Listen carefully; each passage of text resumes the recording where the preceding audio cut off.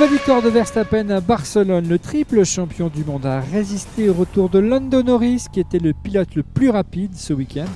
Une nouvelle hiérarchie semble aujourd'hui se dessiner. Red Bull ne dominant plus outrageusement la F1. Outre les performances de McLaren, il faut souligner les progrès de Mercedes et d'Hamilton qui ont retrouvé le chemin du podium au détriment de Ferrari qui semble marquer le pas.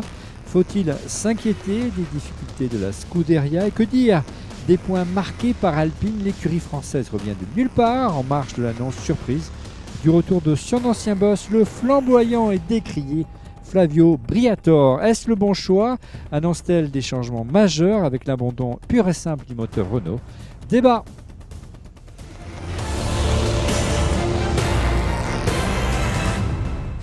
Bonjour à toutes et à tous, vous regardez On refait la F1, c'est votre débat F1 chaque semaine après un Grand Prix. Et merci encore pour votre fidélité, vous savez On refait la F1, c'est tous les lundis après chaque Grand Prix. N'hésitez pas à vous abonner à notre chaîne YouTube, c'est important, à liker la vidéo. Et vous nous retrouvez également en version audio, en version podcast pour faire votre jogging tous les matins sur Apple Podcasts, sur Spotify et sur Deezer.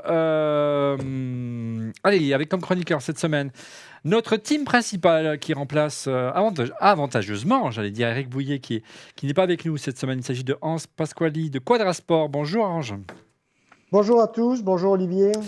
Alors Ange, on t'a découvert pour nous, du moins pour notre audience, mais tu es connu pour avoir été pendant de nombreuses années le team principal de l'écurie Toyota notamment. Donc tu vas nous apporter ton regard d'expert et je vous invite à regarder l'émission qu'on a tournée ensemble la semaine dernière. Elle est encore en ligne.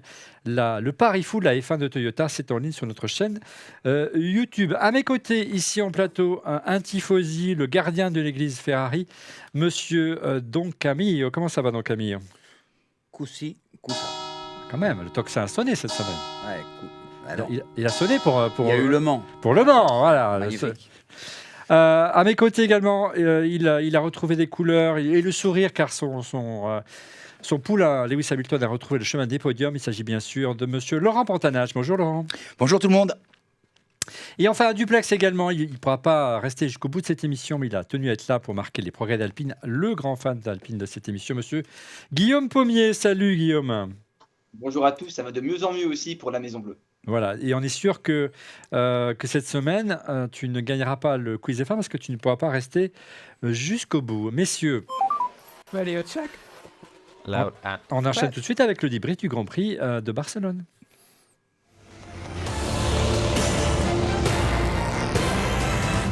Grand Prix de Barcelone avec une nouvelle victoire de Verstappen. Il a fallu quand même tout le talent de Max pour résister à la McLaren de Norris qui a quand même été impressionnante. La McLaren et Norris impressionnants tout au long de ce week-end. On va rentrer en détail.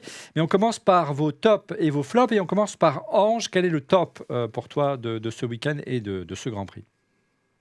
Indéniablement, Lando Norris. Pôle extraordinaire, course extraordinaire. Il était vraiment lisse pour pouvoir gagner ce Grand Prix. Je pense qu'il a démontré cette progression fulgurante qu'il a maintenant depuis plusieurs Grands Prix. C'est sûr que la McLaren se porte de mieux en mieux, mais il est vraiment au top de sa forme et je pense qu'on va avoir d'énormes surprises dans les prochains Grands Prix. Le flop, sans tirer sur l'ambulance, j'ai envie de dire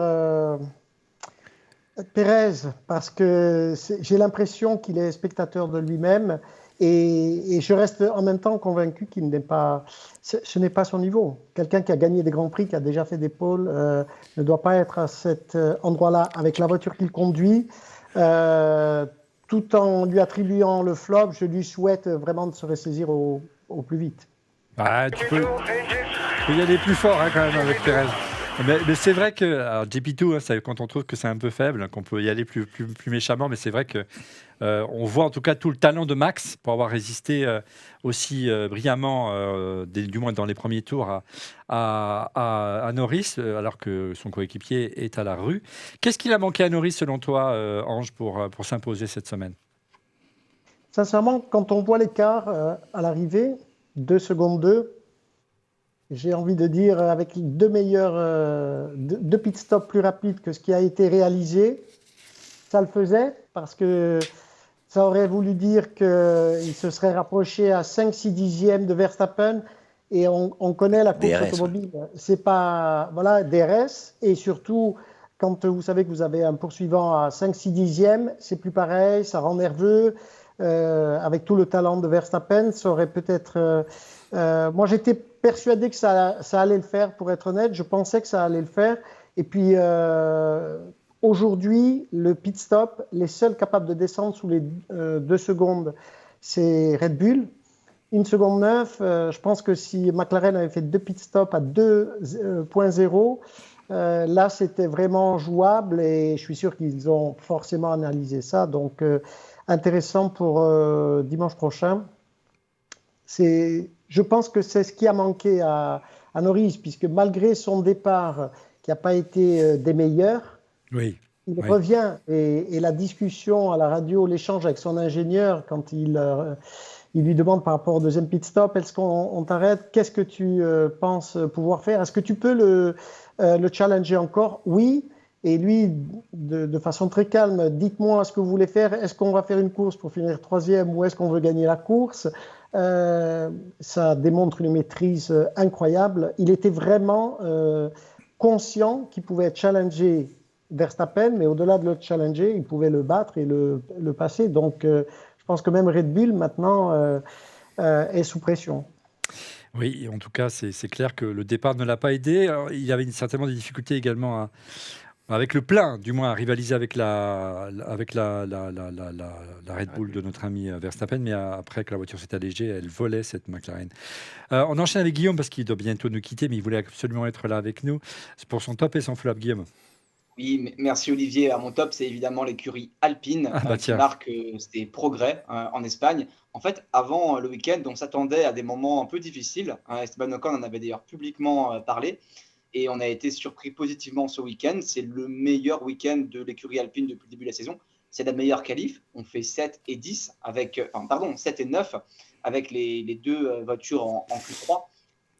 Et c'est la meilleure course avec les deux voitures dans les points, 9 et 10. Et je précise que Gasly aurait honnêtement pu terminer devant Pérez. Si c'est un peu dommage à la fin, il se fait doubler. Et si l'arrêt au stand d'Alpine, le premier, avait été un peu mieux exécuté, je rappelle que c'est 6 secondes. Il perd 3-4 secondes Gasly. On était devant et on aurait pu rester devant Pérez. Alors pourquoi? C'est un peu bizarre parce qu'il n'y a pas d'explication très précise. Il n'y a pas d'évolution ce week-end chez Alpine. Donc je pense que c'est plutôt une meilleure compréhension progressive de la voiture avec David Sanchez qui est arrivé récemment et peut-être un effet placebo-Flavio. On va voir et je laisserai mes collègues en parler. Mais en tout cas, ça va mieux. Il y avait Lucas De Meo présent en Espagne. Donc on est tous contents. On aurait même pu faire encore mieux. Et ce qui montre encore que ça progresse, c'est que moi, à la fin du Grand Prix, j'ai mis de longues minutes à atténuer ma déception. Parce que je pensais qu'on pouvait terminer devant Pérez et ça aurait été encore un énorme step. Donc ça montre que vraiment Alpine commence à bien marcher. Et mon flop, c'est un peu la suite logique d'Alpine qui progresse. C'est Aston Martin qui régresse. Dans la hiérarchie des écuries maintenant, Alpine est redevenue la 5e force devant Aston Martin et devant les autres. Alonso a reconnu lui-même que la Q2 c'était une bonne perf pour Aston Martin. À un moment, je me suis même demandé s'il n'était pas en train d'ironiser sur Canal. Et je ne sais même pas s'il était sérieux ou pas. Mais il était en train d'expliquer qu'il ne s'attendait même pas à ça. Il était éliminé en Q2 et il était presque content de sa qualif. Ça montre bien qu'Aston régresse pendant qu'Alpine progresse. Merci les amis et belle émission. C'est fut et clair, mais on va beaucoup en parler d'Alpine tout à l'heure, notamment du retour de Flavio Briatore, notamment avec Ange. Donc Camille, quel est ton top et ton flop? Je dirais que le top, en fait, c'est le spectacle que va nous offrir la Formule 1. Parce que Barcelone, c'est quand même un juste de paix. Et voir ce qui se passe là, c'est quand même très, très prometteur pour la suite du championnat. Je suis comme Ange. En gros, la McLaren était au-dessus et Lando exceptionnel. Mais d'un autre côté, la maîtrise qu'a Red Bull avec une voiture qui était moins bonne. Un Max qui fait 0 erreur. La maîtrise de Max aussi, quand même. Et la maîtrise de Max. Max Red Bull, quoi. Stratégie parfaite, tout était parfait. Ça fait du mal de le dire, moi qui suis un fan d'Alonso. Voilà. Faudra encore les battre. Ça va pas être si simple que ça, mais je crois que la suite de la saison va être très très sympa. D'ordinaire, c'est vrai que les circuits à Barcelone, les Grands Prix à Barcelone sont assez ennuyeux. Là, ça, c'était pas le cas. Ah non. Et clairement, tout s'est resserré. À ma grande déception, sans Ferrari, qui maintenant est plutôt dans un léger peloton B avec Mercedes. Mercedes qui est une belle surprise parce qu'il confirme. Oui, le flop, je dirais ma déception par rapport à Ferrari. Là, ça cale un peu. On verra en Hongrie ce qui se passe, circuit différent et à Zandvoort, mais voilà, j'étais un peu déçu, je dois l'avouer. Maintenant, je ne tire pas sur quelque ambulance que ce soit, hein. Ils font un boulot dément. Mais voilà, j'ai été un peu déçu. Je croyais qu'il ferait mieux. Je pense que Fred aussi espérait faire mieux. Voilà. C'est assez bizarre à comprendre. D'abord, il y a eu quelques arrêts au stand compliqués sous l'air verseur. On pensait que ça s'était oublié, mais bon, ça reste quand même un impondérable. Et puis, la stratégie décalée, alors qu'elle a super bien marché pour un Lando Norris, elle n'a pas du tout marché pour Leclerc. C'est assez incompréhensible. Ouais, mais je crois que la Ferrari n'est pas au niveau de la McLaren aujourd'hui. Il y a un petit écart entre les deux. Il s'est ressenti aux essais. Là aussi, hein, la Ferrari aux essais n'arrive pas à faire fonctionner les pneus, je pense, comme les pilotes le voudraient. Donc, tout de suite, ça fait un petit problème. Hein. À Barcelone, on ne dépasse pas si facilement que ça. Mais on a quand même droit, je le répète, à un spectacle magnifique. Et ça augure de très belles joutes pour les prochains Grands Prix. Et pour dire aussi, comment je le disais, c'est que là, Red Bull va être sous pression. Donc, ils ont montré que même sous pression, ils étaient encore parfaits dans la gestion. Mais il y a Sauf bien Pérez, un moment... bien sûr, mais ça... Pérez, oui, là, c'est dramatique, quoi. Ange, brièvement, ton regard sur les performances un peu déceptives de nos amis de chez Ferrari. Ils étaient presque favoris après les essais libres, et puis ils se sont écroulés en qualif et carrément en course. Pourtant, tout était réuni, hein, les conditions de température, notamment, on sait qu'à Canada, il faisait très froid, à Barcelone, il faisait très chaud. Comment tu analyses les performances de Ferrari ? Disons que c'est curieux parce que la voiture est compétitive. Comme vous l'avez dit, ils l'ont démontré pendant le week-end. Et puis on a l'impression que ça s'étiole au fur et à mesure qu'on approche de la course et pendant la course. Après, c'est vrai que le dépassement Sainz-Leclerc qui a fait un peu polémique. Alors, les deux, si on écoute à la radio, il n'y a pas une grande sérénité qui transpire, puisque si on écoute le commentaire à chaud de Leclerc et celui de Carlos Sainz, on sent des petites tensions. Les déclarations de Leclerc après la course par rapport à Sainz. Donc, j'ai l'impression qu'il y a un petit manque de sérénité. Alors, est-ce que c'est l'effet d'après-Canada? Est-ce que maintenant, c'est arrivé à son paroxysme à Monaco et que maintenant, il y a de la pression parce que c'est sûr que répéter le week-end parfait comme à Monaco, c'est un petit peu plus compliqué. Tout d'abord parce que Monaco est un circuit atypique et que le championnat, c'est vraiment une course à part, Monaco. Et donc là maintenant, ils vont se ressaisir, mais j'ai l'impression qu'il y a un petit flottement. C'est pendant la course, même les échanges à la radio, ça transpire pas la sérénité, pour être honnête. Il y a une tension. On va en parler dans mon flop également. Laurent, quel est ton top et ton flop cette semaine? Alors, mon top, c'est le retour en grâce. Ouais, je ne sais pas si on peut dire de grâce, mais c'est le travail fait par Mercedes. Je trouve qu'ils ont fait du bon boulot, quoi. Ils sont redevenus. Alors, tu sens qu'il y a un écart, hein, quand tu vois à un moment donné Verstappen doubler Russell, c'est une torpille Verstappen. Donc tu te dis, entre les deux voitures, il y a encore un écart, tu vois, voiture à peu près équivalente, un pneu équivalent. Mais ils viennent de loin, ils partent de loin. J'ai l'impression, même qu'eux, on sont un peu plus confiants de la voiture. À chaque fois, ils disaient toujours, oui, on a du mal, il y a un écart entre la simulation et ça. Et d'ailleurs, tout le monde était relativement content. Ils ont fait 3-4 le week-end précédent, ils ont fait 3-4 ce week-end-là. Donc tu vois, c'était... Oui, ils disaient, ça y est, on a compris ce qui ne va pas. Et puis le week-end suivant, c'était encore pire. C'était toujours up and down. Ouais, là, ils ont enchaîné 2 week-ends où ils ont fait 3-4. Ils semblent avoir pointé du doigt ce qui n'allait pas. Ouais, donc, messieurs, apparemment, c'est l'élan avant qui change tout. Hein. Ouais, apparemment, c'est... D'ailleurs, qui est pointé du doigt par Red Bull parce qu'apparemment, il ne serait pas très conforme. Oui, mais Red Bull montre par hasard. Mais Red Bull montre du doigt par défaut. Quand la Mercedes est arrivée sans ponton, ils ont commencé par déposer une réclamation. Et après, on s'est rendu compte que c'était la pire erreur qu'ait pu faire Mercedes. Et là, on n'a plus entendu personne. Oui, si ça avait fonctionné, je peux te dire qu'on aurait... donc, non, là-dessus, il n'y a pas de discussion. Départ de Russell assez impressionnant. Incroyable ce départ. Ah ouais, le départ. Moi, je l'ai re-regardé dans toutes les voitures avec le multiview pour essayer de voir. L'impression de voir Impressionnant. Alonso chez Ferrari en 2012. C'est des images, c'est des belles images. La troisième ligne. On en parlait avec Ange il y a 2 semaines. C'est la même chose que quand Albon te fait un S avant d'arriver dans une courbe et qui te double 2 voitures d'un coup. C'est des images qui sont belles à voir en Formule 1. En plus, ils se touchent pas, ils s'effleurent pas et tout ça. Donc ça, c'est mon top. Mon flop, c'est Yuki Tsunoda. Donc j'ai un petit faible pour Yuki parce que je trouve que c'est un pilote qui est arrivé, qui s'est comporté comme un con quand il est arrivé. Il gueulait, il insultait tout le monde. Et puis il s'est mis à bosser. Il parlait à peine anglais. On ne comprenait pas un mot de ce qu'il disait. Il a fait des efforts et je trouve qu'il a bien progressé. Et c'est pour ça que j'aime bien les travailleurs. Donc il a travaillé beaucoup. Et là, il est dans le dur depuis quelques grands prix, alors qu'il mettait des branlées à Ricardo, qui a quand même une beaucoup plus grosse expérience que lui, et des grands prix gagnés. Tout le monde. Et là, en fait, bon, il finit avant-dernier, il finit devant Sargent, mais bon, c'est difficile de finir derrière, quoi. Là, c'est l'insulte ultime quand tu finis derrière Sargent, quoi. Et non, mais je pense que Sargent n'a pas le niveau de la Formule 1 moderne.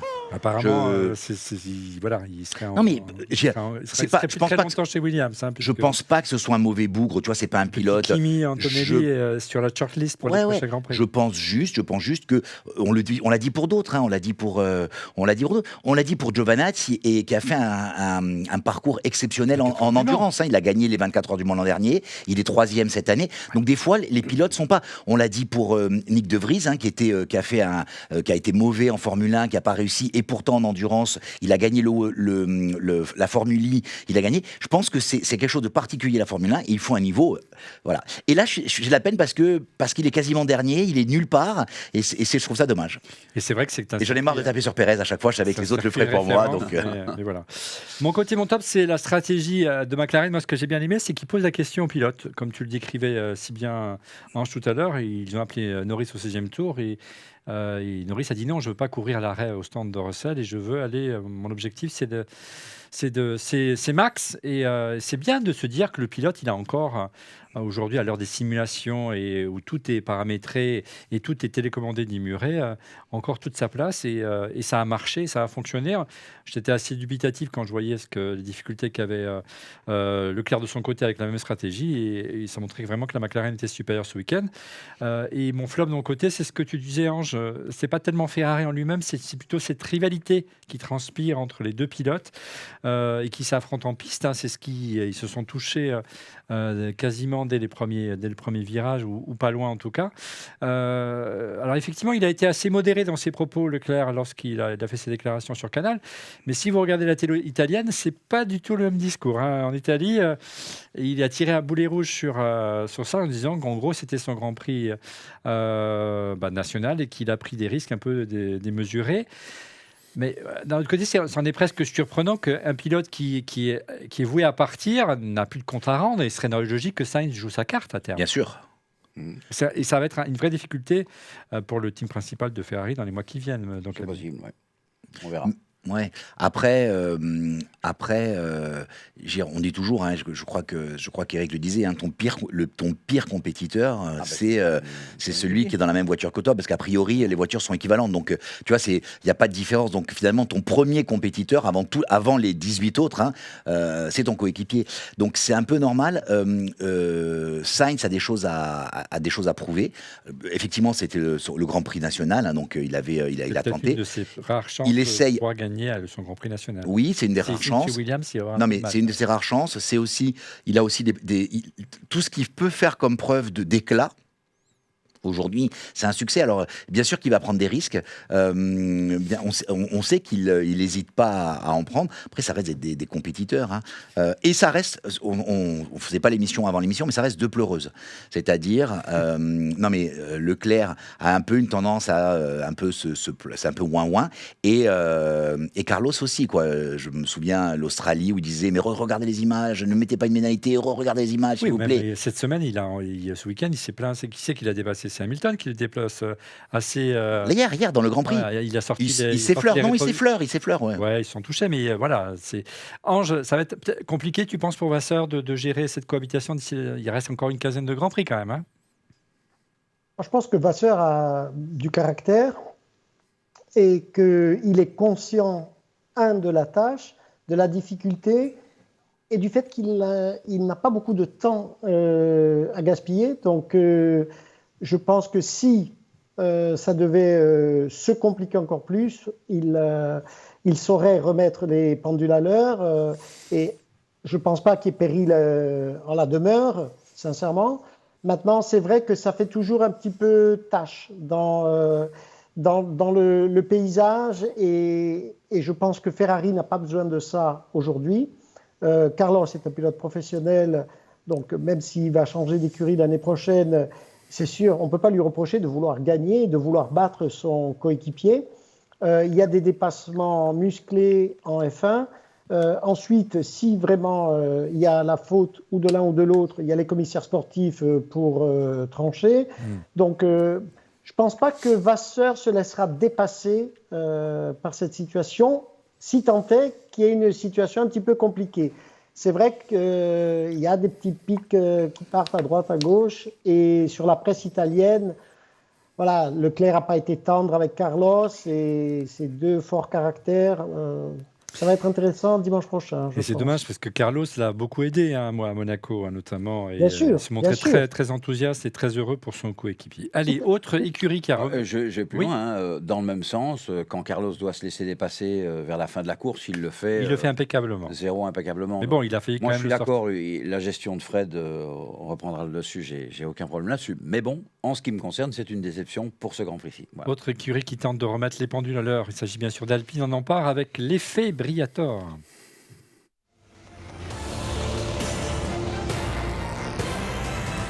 Guillaume qui nous a quittés, donc qui est parti, mais qui a quand même tenu à marquer le coup par rapport à Alpine, à souligner le regain de forme, l'étonnant regain de forme d'Alpine. Gasly 8e et Ocon 10e en course. Les deux pilotes qualifiés en Q3, 7 et 9e. On avait pu ça depuis une éternité. Un 4e temps pour Gasly en essai libre 2. Donc tous les signaux étaient au vert. Alors j'ai pas voulu contrarier Guillaume. Il est parti, donc je pourrais me lâcher un petit peu. Mais on avait l'impression, Ange, que même les responsables d'Alpine étaient un peu surpris de leur performance. Alors tout dépend de la voiture qu'Alpine a amené à Barcelone. Comme disait Guillaume tout à l'heure, alors on n'est pas dans le secret des dieux, mais de ce qui a été dit dans la presse, et de la presse sérieuse, je ne pense pas que la voiture de Barcelone était une nouvelle voiture avec beaucoup de nouvelles solutions, donc c'était somme toute la même voiture. Et si il est apparu que les gens d'Alpine étaient un petit peu surpris, je veux dire, voilà, c'est légitime d'être surpris parce que d'un coup, ce regain de forme, est-ce que c'est un réveil des pilotes? Est-ce que le circuit convenait mieux à cette voiture? On sait que Barcelone est un juge de paix. C'est un circuit, d'ailleurs, pendant vraiment des décennies, Barcelone était la première grosse séance d'essai du début de saison. Parce que c'est un juge de paix, Barcelone, et que c'est un circuit très exigeant pour les pneus, pour la dégradation des pneus. Donc, est-ce que c'est le circuit qui a convenu parfaitement et donc il y a eu ce regain de forme? Est-ce que d'un coup, il y a eu un vrai sursaut de la part des pilotes? Alors, un a déjà été annoncé comme quittant l'écurie. Pierre Gasly, il n'y a pas eu encore d'annonce sur la confirmation, mais de ce qu'on entend, il devrait être confirmé. Je pense qu'on peut s'interroger, c'est sûr, mais c'était une bonne surprise. Tout le monde est content de voir Alpine marquer à nouveau des points. C'est vrai que peut-être aussi la position tranchée de Bruno Famin par rapport à Esteban Ocon après Monaco et donc l'annonce qu'il y a eu avant le Canada, ça fait réfléchir tout le monde aussi. Donc ça prouve qu'il y a une certaine rigueur et que de temps en temps, un petit rappel à l'ordre, ça fait du mal à personne. Alors, est-ce l'effet Flavio Briatore, le nouveau directeur exécutif qui vient d'être nommé par Alpine? Alors, avant de vous demander ce que vous en pensez du retour de l'ancien patron de l'écurie Benetton puis Renault au sein d'Alpine comme conseiller exécutif, puisqu'il s'agit de son rôle officiel. Donc, Amine, tu as sorti, je crois, les vieux dossiers. c'est même pas ressortir les vieux dossiers. Je veux dire, il les porte comme une pancarte publicitaire derrière son dos. Faut juste. Alors, rappelons les faits. En quelques mots, il a été exclu de la Formule 1 pour tricherie, hein, c'est ça, Voilà, à Singapour. oui. Le Crashgate, si je me souviens bien. Voilà, avec Nelsinho et Piquet et notre ami Alonso. Bon, il n'y a pas que ça. Hein, il y a eu Alonso d'autres n'était trucs. pas au courant. Hein, Alonso n'était pas au courant, Renault non plus. Bon, Bah. ok. Mais moi, je crois que ça ne grandit pas un grand constructeur de nommer quelqu'un comme ça, quoi. Parce qu'il n'y a pas que ça. Il y a tous ces démêlés avec la justice italienne et autres. Bon, il est gérant d'un certain nombre de trucs. Bon. Certains établissements de ouais. divertissement, dirons-nous, dans le sud italien, Ouais. vers Porto de Cherve, ça s'appelle Voilà. le Billionnaire, c'est ça? Oui, le billionnaire. Mais même ça, ce truc de vêtements s'appelle billionnaire aussi. Donc Ouais. voilà, il aime. C'est un homme il aime- d'affaires, monsieur. Ouais, c'est un flamboyant, quoi. C'est un Mais Italien, c'est un homme d'affaires, il touche un peu à tout. quand on voit l'évolution de la Formule 1 qui se professionnalise, qui devient très claire, hein, avec Liberty Media, je crois que les choses se nettoient. Il y a eu l'époque Bernie et maintenant il y a une autre époque. Et là, C'est-à-dire qu'il était plus Bernie compatible que Liberty Media compatible, c'est ça qu'on peut nous dire? ça, je crois définitivement, puisque c'est un grand pote de Bernie aussi. Il faut savoir que notre ami Bernie a racheté le yacht saisi par la justice italienne. Ouais. C'est amusant comme Alors truc. rappelons les faits. Notre ami Flavio avait l'habitude d'aller à Monaco avec son magnifique yacht, comme tous les grands patrons d'écurie qui en avaient les moyens. Je ne pense pas que c'était ton cas à l'époque, mon cher Ange. Et tu mettais le Zodiac devant. C'était Ouais, voilà, différent. exactement. Ouais. De l'hôtel, j'arrivais en. Mais c'est la vérité, en plus, on arrivait en Zodiac. Lui, Et ça il était un peu bien. plus grand. Et puis un jour, la justice italienne a débarqué, a saisi le yacht parce qu'il avait un peu oublié de payer ses impôts, l'ami Flavio, parce qu'il était aussi comme ça. Et donc, il a été saisi, vendu aux enchères, et la personne qui a racheté beaucoup moins cher, hein, évidemment. C'est Bernie. Voilà. Le yacht, c'est un certain Bernie Ecclestone. Bernie qui disait à l'époque, j'ai sorti les archives de Flavio, c'est le meilleur d'entre nous, je cite. Et pour lui, c'était son successeur attitré. Malheureusement, le Crashgate, Singapour Gate, est arrivé.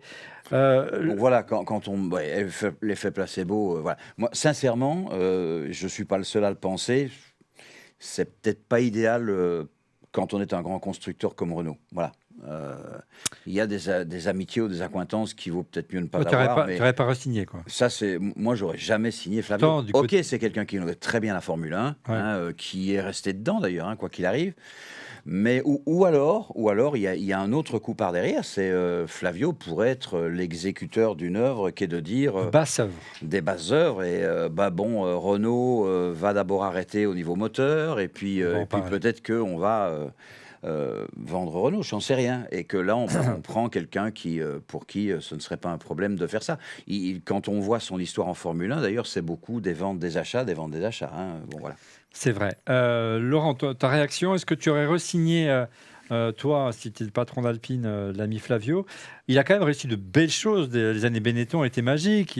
Là, on le voit avec le DG de Renault, Luca Di Meo, c'est sa volonté, hein, de le placer là. Mais voilà, c'est lui qui a lancé la carrière de Schumacher, c'est lui qui a lancé la carrière d'Alonso quand il était chez Benetton. Là, on le voit chez Schumacher. Il a quand même réussi des très belles choses en son temps. Non, il a un très très gros parcours. Son parcours est intéressant d'un point de vue entrepreneurial. Hein. Ouais. Il a pris des marques, il a développé des pays pour Benetton. Ouais. Ensuite, quand il a proposé de États-Unis, racheter c'est ça, hein? Canada, je crois de mémoire, mais États-Unis ou Canada, Amérique du Nord, j'ai en mémoire. Amérique du Nord. Ouais. Ouais. Et on en parlait un petit peu avant l'émission. La Formule 1 de l'époque était plus sulfureuse.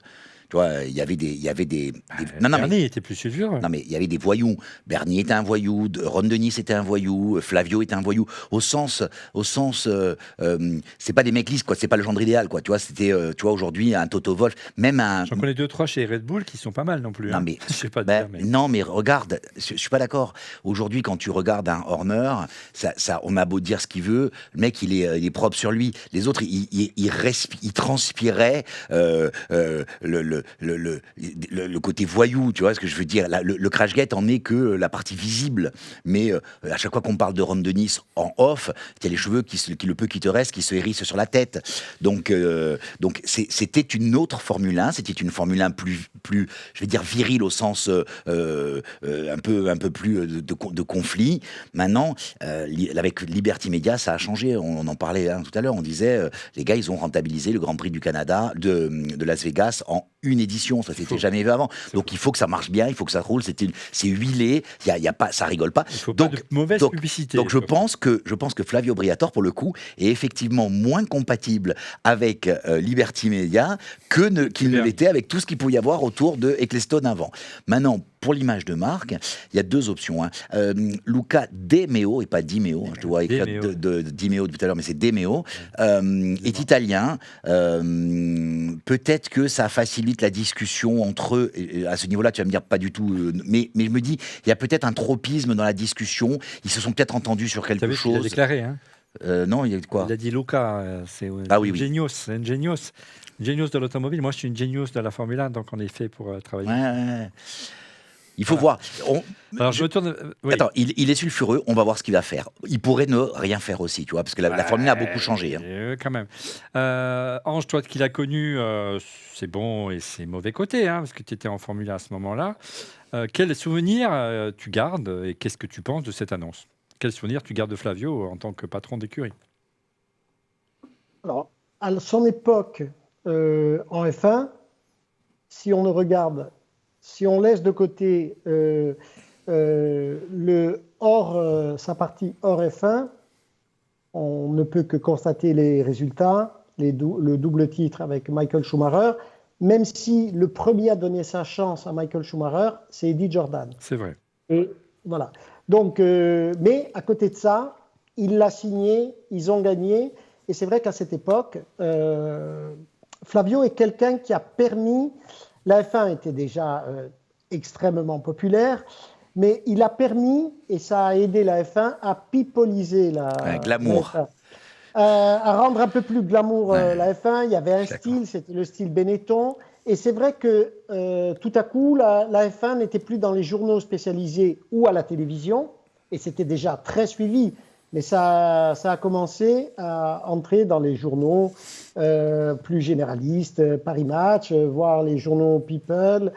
Donc, tous les grandes éditions ont commencé à parler de la F1. Et forcément, Bernie Ecclestone a vu d'un très bon œil tout ça parce que ça touchait un autre public. Et à partir de là, les droits commerciaux, et c'est l'engrenage du système ultra élaboré du commerce. Ensuite, il a été décrié et condamné dans l'histoire du Crashgate. Alors moi, je pars du principe qu'à ce moment-là, il a été lourdement sanctionné.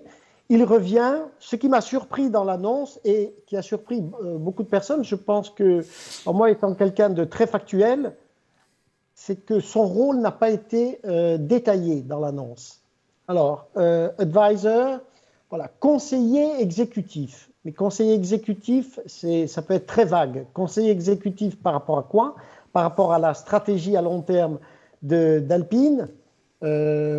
Conseiller exécutif par rapport à la stratégie et à la position que devrait avoir Alpine par rapport à la F1. Conseiller exécutif dans les opérations au quotidien de l'équipe Alpine Racing.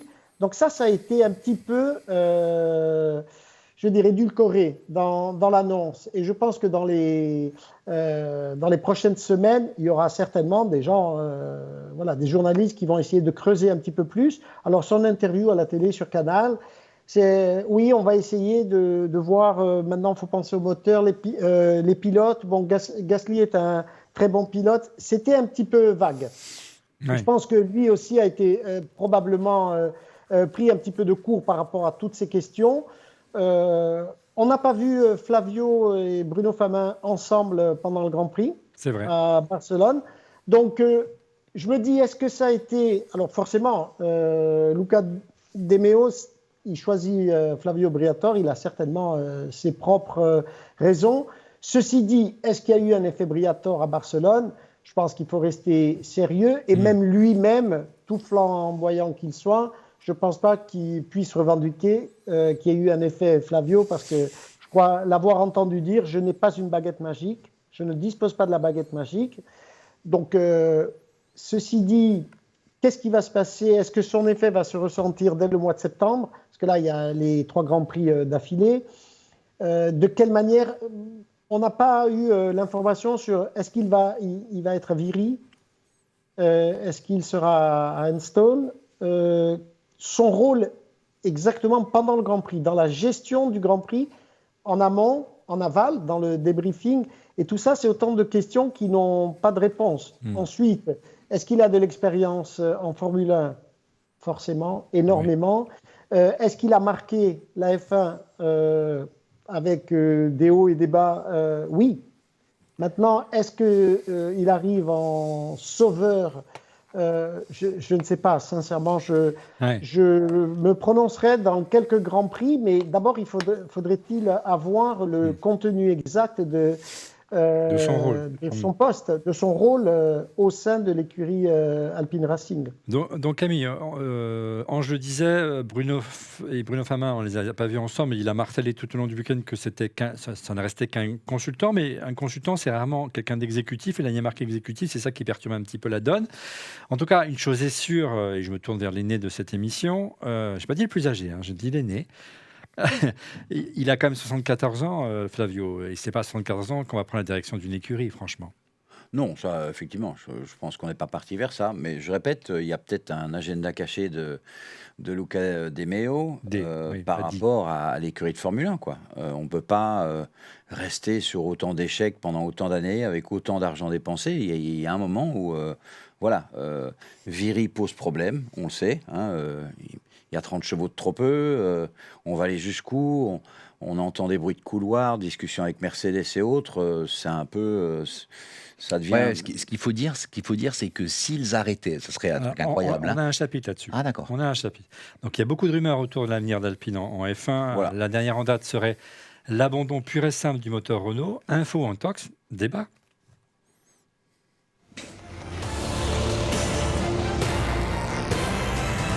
Alors, ce moteur Renault, stop ou encore, est-ce que c'est ça finalement la mission qu'on va confier à Flavio? Parce qu'on sait qu'historiquement, il a dirigé Renault, il a dirigé Benetton, c'est lui qui a créé l'écurie quasiment en son temps.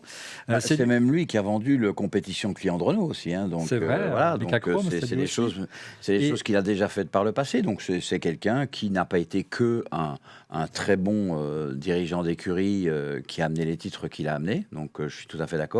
Il a aussi fait des entrées et des sorties purement financières ou autres, mais qui était un mélange politique-finance. Et c'est peut-être quelqu'un qui à ce niveau-là, peut faire. Quoi. Et il sait aussi la difficulté de faire travailler une équipe qui est à Viry pour le moteur, une équipe qui est à Ashton pour le châssis. Ouais. On a longuement parlé dans cette émission, à chaque reprise quasiment, avec Éric Bouillet. J'aurais bien voulu l'avoir sous la main cette semaine pour lui poser la question, mais malheureusement, il ne peut pas être avec nous. Donc la rumeur cette semaine, c'est que l'abandon pur et simple du moteur Renault par Alpine en 2026 au profit du moteur Mercedes. Si c'était le cas, ce serait un super aveu d'échec pour les équipes de Viry-Châtillon. On sait qu'il y a 30 chevaux de retard, mais pour 2026, il y a encore le temps de voir revenir. Écoutez, historiquement, que ce soit en F1 ou dans d'autres disciplines motorsport, Renault sait faire des moteurs. Je veux dire, Renault a toujours été à la pointe. Je ne sais pas, sincèrement. Alors, Alpine a démenti catégoriquement cette rumeur. Alors, info, intox. Sincèrement, si c'était de l'info, je serais très surpris. Parce que, oui, forcément, un constructeur comme Renault, Alpine, va chercher un moteur client chez un concurrent. Ça me paraît un petit peu compliqué. Ça fait des ordres. Non, mais au-delà de ça, il faudrait être à la tête du département communication d'Alpine, être vraiment très créatif pour pouvoir expliquer un tel choix. Ceci dit, dans l'industrie, tout est possible. Il y a des alliances aussi qui se font, mais Là, je suis... pour le moment, je pencherais plus pour intox ou rumeur lancée par une certaine presse ou peut-être même le milieu de la F1 plutôt qu'une info. C'est un peu... ça me paraît quand même encore assez gros comme coup et... Ange. À voir. Mais ce qu'on dit quand même, c'est que 2026, c'est dans pas longtemps, que si on veut rendre... Parce que peut-être que l'objectif réel, c'est de vendre l'écurie alpine. Alors, vendre l'écurie alpine avec le moteur Renault est peut-être plus compliqué que de vendre l'écurie alpine avec le moteur Mercedes. C'est une question qui peut se poser. Vu sous cet angle, effectivement. Laurent. Il y a peut-être aussi l'écurie alpine qui est déjà vendue à Andretti et qui lui a dit moi je veux pas le moteur parce que et donc en fait on prépare le terrain. Il est vendu. On prépare le terrain et donc on prépare le fait qu'il ne rachètera pas avec la partie moteur. Alors, voilà. C'est rien. D'accord, mais là alors c'est une stratégie qui va au-delà de la stratégie d'Alpine en tant que aujourd'hui la rumeur ou du moins l'info ou l'intox qui circule, c'est Alpine qui continuerait avec un autre moteur. Donc là, ça me paraît tellement énorme que si Alpine décidait, j'espère que ce ne sera jamais le cas, mais s'il décidait de vendre l'écurie F1, alors on n'est plus dans une stratégie Alpine pour le futur. Il n'y a pas besoin il y a un arrêt brutal Ce qu'il faut comprendre, c'est autre chose. Ce qu'il faut comprendre, c'est ce que je disais, c'est le calendrier de Luca De Meo qu'on ne connaît pas. Et c'est peut-être à terme l'idée qu'il y a derrière. En se disant que d'un autre côté, pour un premier essai au WEC, je trouve que c'est pas mal ce qu'ils ont fait au Mans. En tout cas, c'est peut-être plus convaincant que ce que Peugeot fait en étant là depuis longtemps et que c'est peut-être la décision future, c'est de partir vers l'endurance, pourquoi pas. En fait, c'est le championnat WEC et on vient de le voir aux 24 heures du Mans.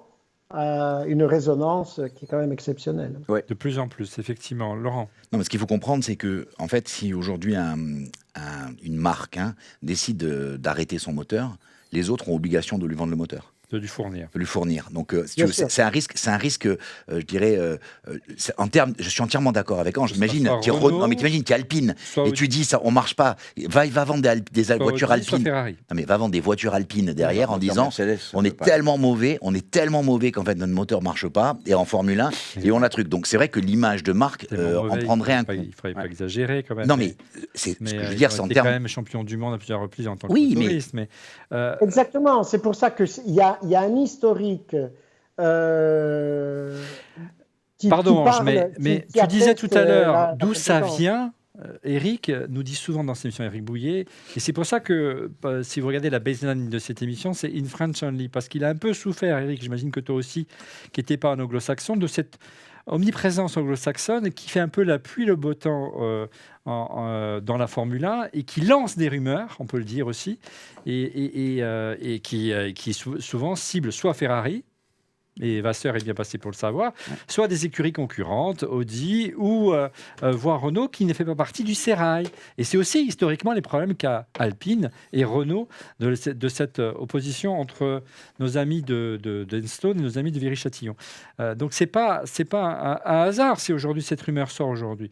En tout cas, une chose est sûre, Ange, et je te laisse rebondir derrière, c'est que 2026 est vraiment un énorme défi pour l'ensemble des motoristes. On sait qu'il y a beaucoup d'inquiétudes, on en parlait il y a 15 jours, parce qu'il va falloir qu'il y ait 50% de l'énergie qui soit électrique, et sur un tour, on n'est pas sûr de pouvoir la délivrer, cette puissance, que beaucoup de constructeurs sont face à un plafond de verre. On imagine que Renault ne doit pas être forcément au mieux en ce moment. On sait que le mieux placé, c'est Mercedes. Donc se dire, miser sur Mercedes, ce serait quand même, en termes de marketing et de communication, assez destructeur. Moi, j'aurais plus vu, donc, Ami ou Ange, Renault a annoncé, on parie tout sur 2026, donc on arrête le moteur tel qu'on l'a aujourd'hui et on prend un Mercedes pour encore une saison. On va retrouver le top de puissance pour une saison et demie, pour tout miser sur 2026. Pas dire, en 2026, on arrête les moteurs. Je comprends plus rien, moi, de mon côté. Moi, j'imagine plus une vente à Andretti ou un truc pareil. Voilà. Toi, tu penses imagine la complexité d'intégrer un moteur pour une année. Pas faisable. Terrible. Ouais. Il rachète Andretti, signale qu'il veut derrière Andretti, il n'a pas besoin de Renault. Non, je te parle de ce que ta phrase avant. Statistiquement, chaque fois qu'une écurie a dit on arrête, on fige notre développement, on se concentre sur l'année prochaine. Souvent, ça arrive. Et souvent, ça fait diversion aussi et ça relâche un petit peu de pression. On le sait très bien. Ça ne marche pas toujours, ce n'est pas scientifique. Et surtout, vous ne pouvez pas dire, vous avez des annonceurs, vous avez des gens qui vous suivent, vous êtes le porte-étendard, le porte-drapeau de très gros sponsors. Comment vous pouvez expliquer à un sponsor, des gens qui vous suivent, on va tout miser sur 2026, donc là on se met en sourdine.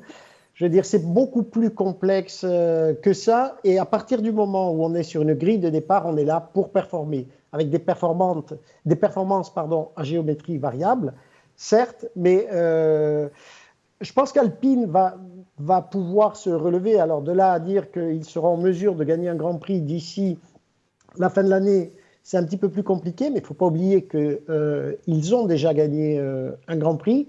Donc aujourd'hui, c'est le contenu de la stratégie et probablement la nomination de Flavio Briatore à ce poste est un nouveau paramètre qui ajoute un petit peu pas de confusion, mais de vague à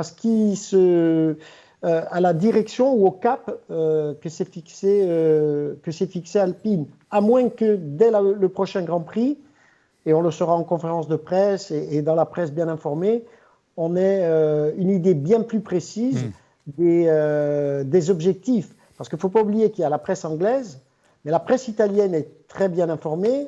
Luca De Meo est italien, Flavio est italien, et la presse a toujours suivi de très près Flavio Briatore. Donc je pense qu'on a des journalistes italiens et des journalistes d'investigation qui vont être bien informés. Qui vont nous éclairer dans les prochaines semaines. Merci Ange. En tout cas, en vue du spectacle offert en piste encore cette semaine, hein, tu le disais donc Camille, hein, avec cette fin de domination de Red Bull et ce resserrement de l'écart entre les écuries, est-ce que c'est pas un moyen aussi qu'a trouvé Renault de mettre la pression sur la FIA et sur Liberty, de reporter la réglementation moteur 2026 voilà, est-ce que c'est pas un coup de pression? C'est aussi parce que là, en ce moment, il n'y a plus de problème, hein, il n'y a plus besoin de changer la réglementation. Ça y est, les voitures retrouvent un niveau de compétitivité qui est relativement proche hein, aujourd'hui. Pour conclure, donc Camille. Non, moi je crois que voilà, dire plus que ce qu'on a dit, c'est compliqué. On a fait le tour, hein, je pense, de la question et. Il n'y a pas de coup de pression sur la FIA de la part de Renault en disant si vous continuez avec la réglementation, on s'en va. Non, je dirais comment, ça jette un petit, un truc à la fois sulfureux, c'est un peu de nuages, etc. Mais voilà, moi je dis, on a Andretti qui frappe à la porte là, par tous les moyens possibles et imaginables. C'est peut-être préparer l'arrivée d'Andretti d'une manière ou d'une autre avec quelqu'un pour qui les scrupules n'existent pas. Allez, on enchaîne avec un petit quiz F1.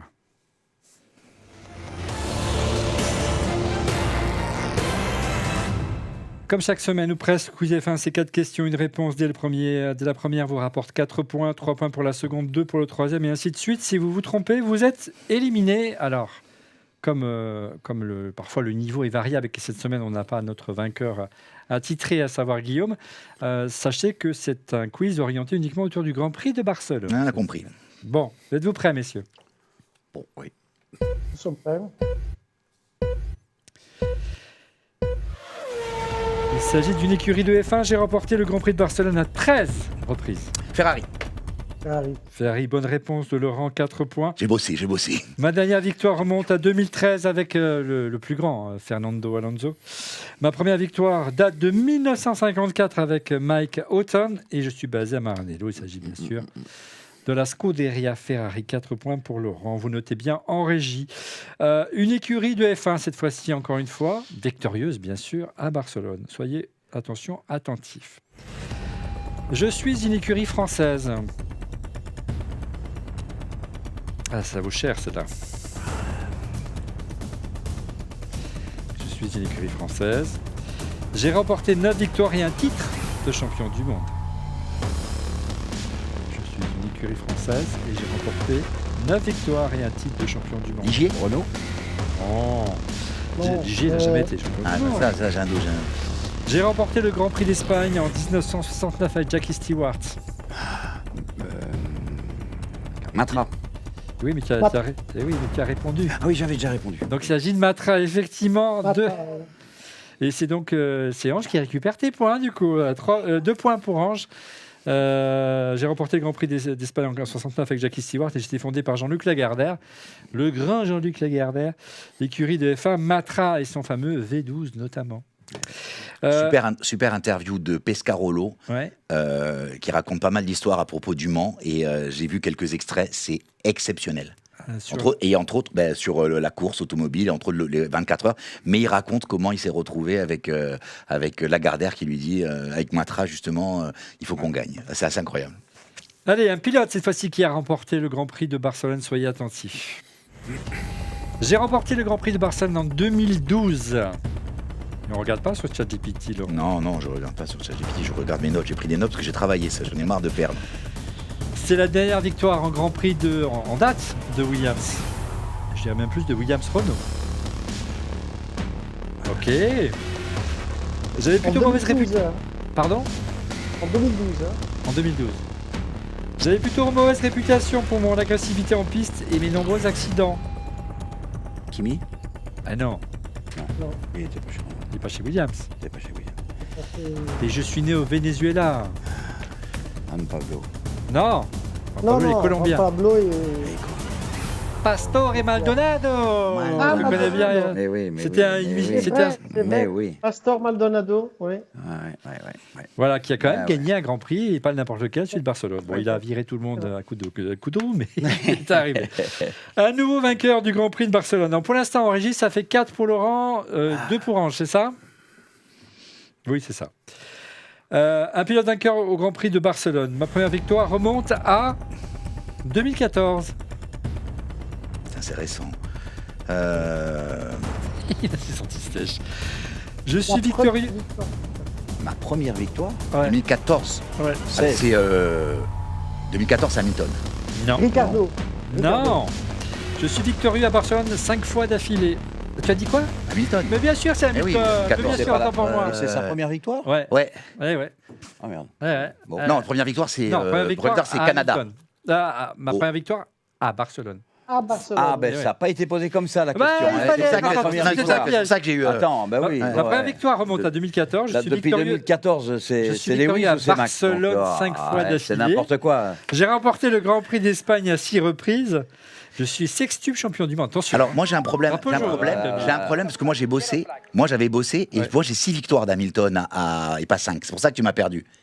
J'ai remporté le Grand Prix d'Espagne à 6 reprises. Ah, 6 reprises. ok. Et je suis victorieux à Barcelone à 5 Ok, fois. ok, c'est ça, c'est là où. Ok. Voilà. Alors juste ce que je disais tout à l'heure, depuis Espagne 2016, en 8 ans, il y a eu 171 Grands Prix. Ouais.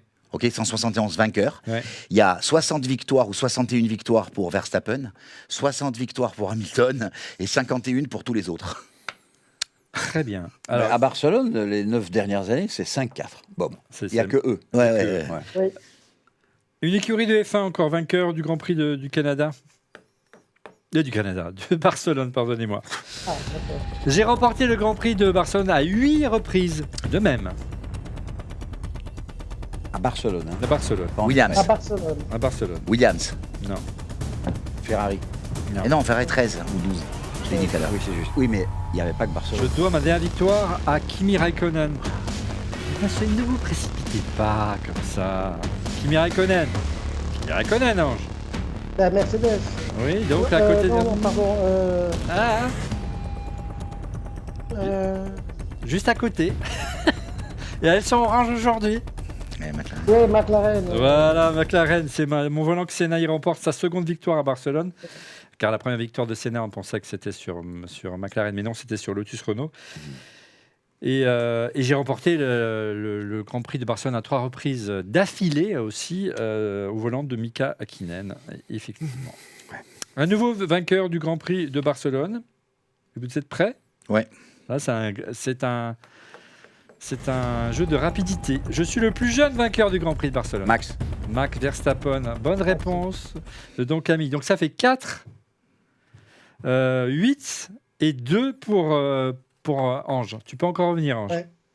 Je peux encore revenir. Ouais. Je suis Ça le plus va jeune être dur. vainqueur du Grand Prix de Barcelone. J'ai signé ma première victoire en 2016.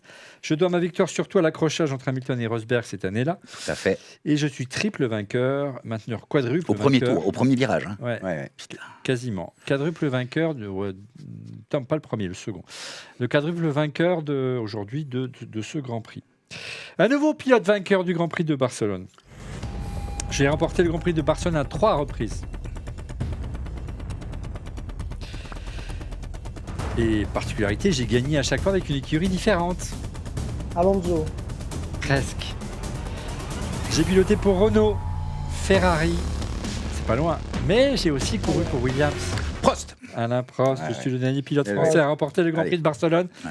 Alain Prost, et c'est donc une victoire sans appel de Ah. Monsieur Laurent Pantanage. Bravo Laurent. Bravo Laurent. Magnifique. J'en ai marre de perdre, j'ai bossé tout le week-end. Ben, c'est bien. Il faut bien que ça serve à quelque chose. Allez, on enchaîne tout de purée. suite avec la Minute Insta.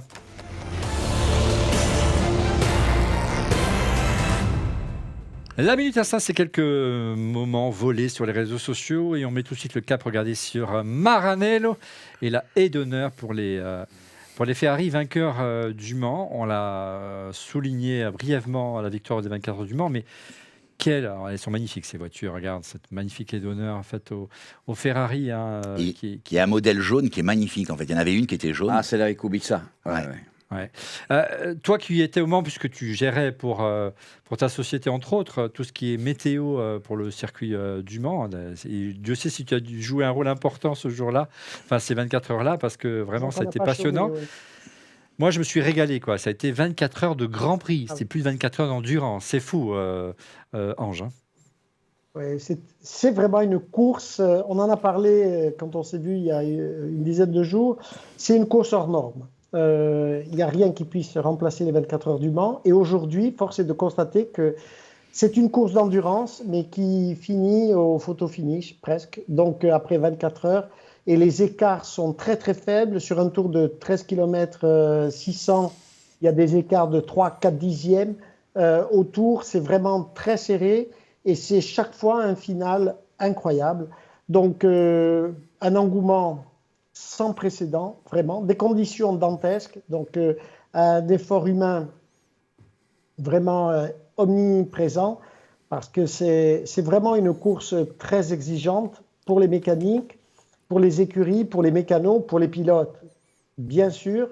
Et là, les mécaniques sont mises à rude épreuve et la Ferrari a fait une démonstration magistrale. Fantastique. Et il faut savoir que la Ferrari qui gagne les 24 heures, au niveau de l'énergie qu'il restait dans la batterie, je crois qu'ils finissent à 3% ou 2%. Non, Ça, même c'était- moins 1%. Ouais. Et ils ne pouvaient pas faire un tour de plus. C'était quelque chose, on a vécu ça en direct et c'était même angoissant pour les non-personnels Ferrari. Je vais dire, c'était vraiment un moment très, très fort.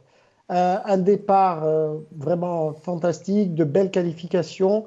Ça a été une belle course. Après, Toyota n'a pas démérité non plus. Ah, Ils ont fait une très, très grande course que tu connais aussi. bien. Ouais. Mais Ferrari était encore une fois, c'était les meilleurs. Ils ont un Ils peu se sont joué bien des épaules, préparés, hein, puis ils notamment sont avec arrivés BMW. Hein, j'ai vu à un moment donné, mais pas de polémique. Ouais, mais attends, doucement. Non, Bah, comment sérieusement, moi, il y a un truc que je La trouve vérité. génial maintenant, Ouais. c'est qu'on accepte la balance de performance. Et Pourquoi elle a du bon, la balance de performance. ben, moi, je l'ai toujours dit. Hein, moi, je suis fan de Stéphane Rattel, qui est sans doute celui qui l'a mis le plus en exergue.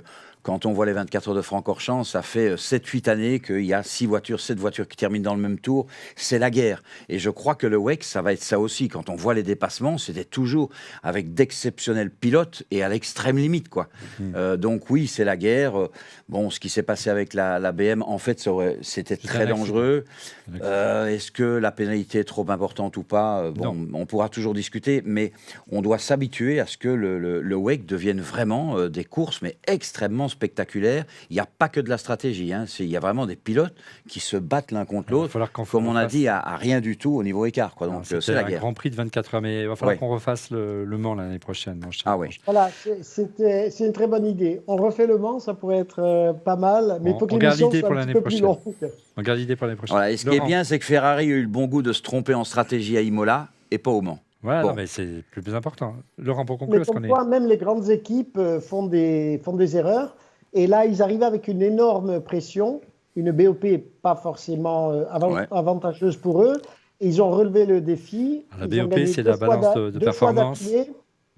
Donc, c'est chapeau. Laurent, pour conclure. Ouais, juste s'il y a des gens qui ont envie qui aiment les documentaires, il y a un documentaire qui s'appelle Gentleman Driver et qui explique entre autres l'engouement pour ce type de course.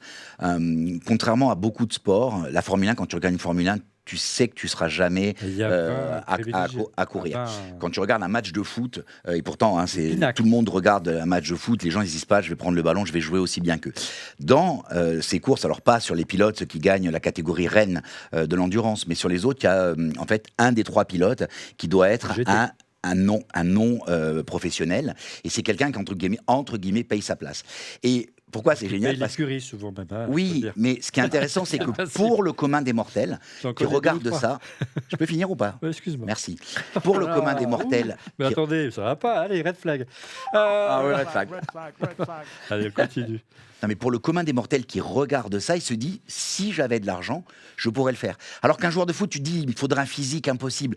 Et dans la perception, dans l'imaginaire collectif, et en fait le documentaire explique ça, mais très très bien. Sur quelle plateforme? Je pense que je l'ai vu sur Netflix il y a très longtemps, mais il doit être Gentleman Driver. Et franchement, c'est très agréable à regarder parce que ça te donne une autre image du sport automobile qu'on aime beaucoup. Hein, mais moi, voilà, je le recommande.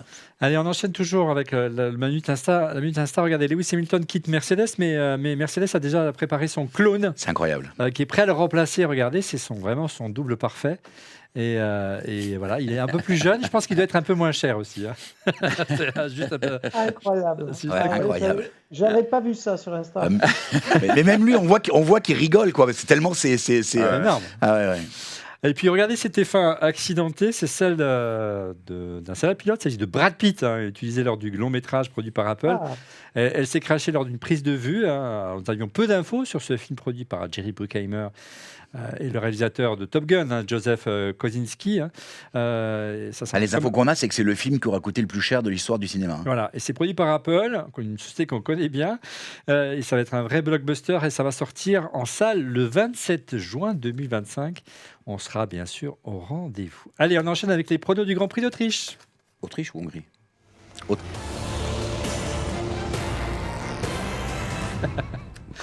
Allez, retour sur vos pronos du Grand Prix de Barcelone. On écoute. Charles, Max, Ah, yes, c'est désespérant Norris. pour mon... Sainz, Piastri, Norris. Je mettrais Norris, Verstappen et Sainz. Piastri, Norris, Verstappen. Norris, Verstappen, Piastri. Ah, et tous autour du pot, mais personne n'a Ouais. osé mettre Verstappen. Bien vu, messieurs. Allez, on commence avec toi, Ange. Quel est ton prono pour cette semaine? Alors, Norris, Verstappen avec une bataille épique jusqu'au dernier tour. Hamilton. Norris, Verstappen, Hamilton. Je le note. Donc, Camille, Norris, Verstappen, Leclerc. tu crois toujours à Ferrari. Tu penses que Ferrari va... Ouais. Mais pas encore pour la victoire. Non. Non. Laurent, Verstappen, Hamilton, Norris. toi, tu crois à la montée un peu plus de... D'accord. Et bien moi, je crois à la montée de Mercedes, mais plutôt Russell. Mais je mets quand même Norris en tête, suivi de Verstappen. Et troisième, Russell. On relève les copies la semaine prochaine pour le prochain épisode d'On refait la F1. En tout cas, c'est la fin de cette édition d'On refait la F1. Merci de l'avoir suivi. Les amis, on se retrouve la semaine prochaine. Il y a beaucoup de Grands Prix. On en ravi ce mois-ci avec le Grand Prix d'Autriche sur les terres de Red Bull. Et pour être prévenu en temps réel de la mise en ligne de l'émission, je vous invite à vous abonner à notre chaîne YouTube On refait la F1 en cliquant sur le petit bouton. Et n'oubliez pas de cliquer également sur le petit pouce, ça fait toujours plaisir. Vous nous retrouvez également sur Apple Podcast, en podcast audio, Spotify et Deezer. Merci encore pour votre fidélité et à lundi prochain. Au revoir. Au revoir à tous.